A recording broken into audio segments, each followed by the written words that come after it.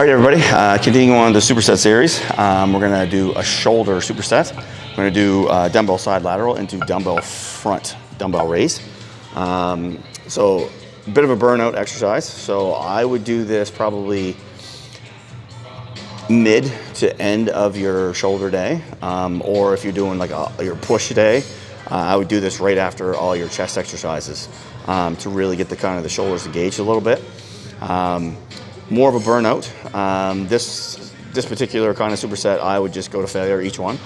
Wouldn't count reps, and really the idea is controlling the weight and not letting the weight control you. So what we're gonna do is gonna do a seated dumbbell. So as you can tell, I'm not kind of letting my shoulders round out. I'm sitting, letting the dumbbells kind of hang, and then when I come up, the whole idea is to bring my chest up when I bring the dumbbells up. So if you look in the mirror sideways, when I come up, it's more of like a side and a rear activation more than a side and a front. So common mistakes are people just always that, trying to go heavy, and they just start using momentum, they start swinging this way, using their torso, instead of controlling the weight and then going above parallel, which I find is mind-numbing, is they're doing this kind of thing. I don't understand why, but I don't. I never have and never will. So you just go to parallel. And then once you get to the point where you're starting to fail, you just do partials and then sit on nice and straight. You can do it single, or you can do it double. So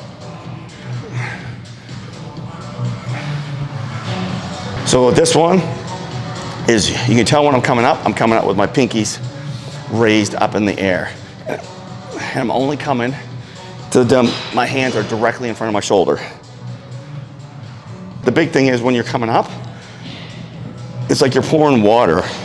If both of these were cups, you're pouring water out in between your legs.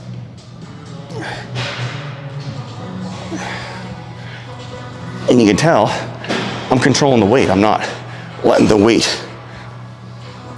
Is another big mistake when people start doing this is they start using their torso.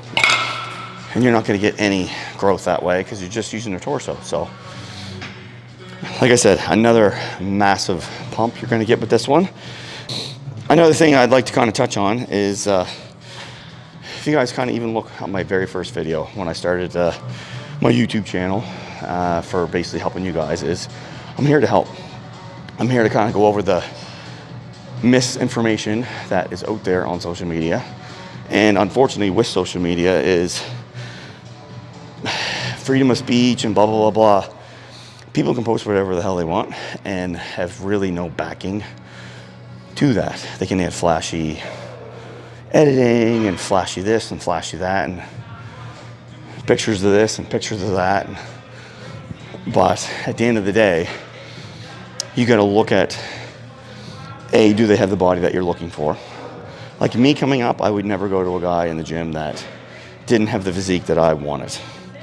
So I wouldn't go to a regular gym guy that was smaller than me when I was in my late teens, still as a football player, just learning how to lift weights.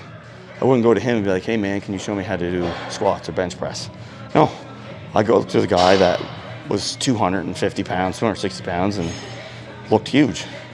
Because obviously he's doing something right, he's doing something correct. So I would go to him, get his intake on it. And then I would ask over the years, got coaches. And as I've mentioned my coaches before, Dan Dufresne, my first coach, which is a Canadian pro. Salim Satir, who's coached many Canadian IFBB pros that have done well.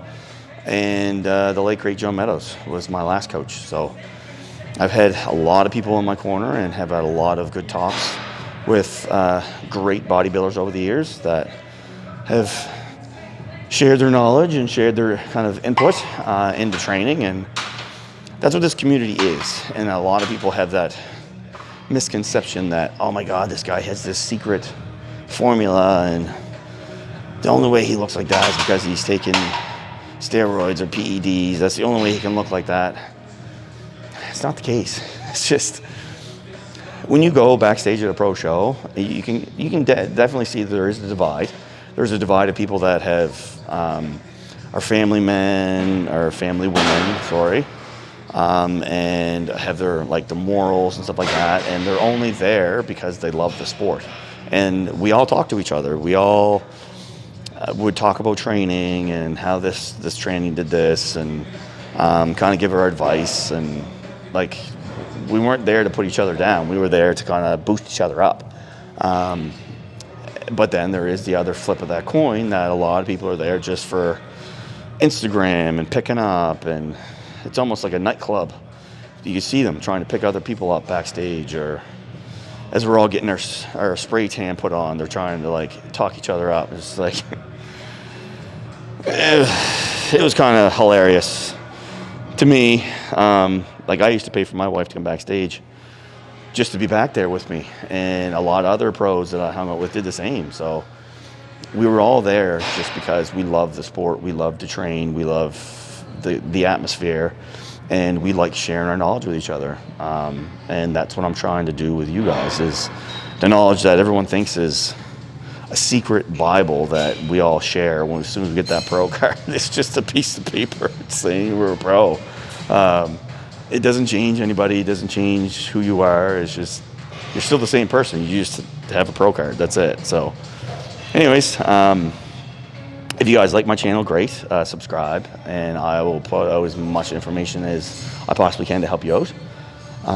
If you disagree with what I'm saying, all the power to you, man. I'm only here to help, so I'm not here to shove things down your mouth or down your head that you don't want to learn. So